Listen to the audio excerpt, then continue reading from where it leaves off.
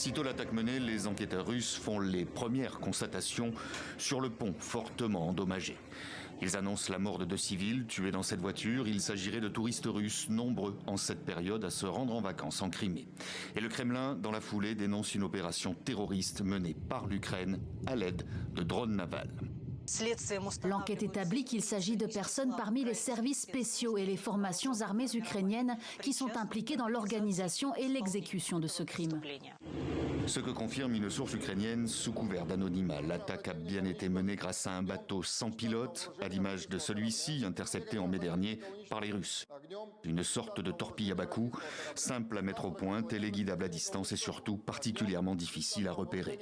La circulation routière a été immédiatement interrompue sur l'unique pont qui permet de relier la Russie à la Crimée, annexée par Moscou.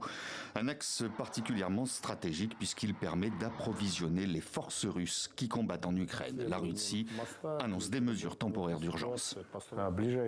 Dans l'avenir proche, nous lancerons une traversée en ferry. Tous les ferries sont prêts à travailler sur l'organisation du transport, passagers et voitures. La partie ferroviaire du pont est entièrement fonctionnelle, prête.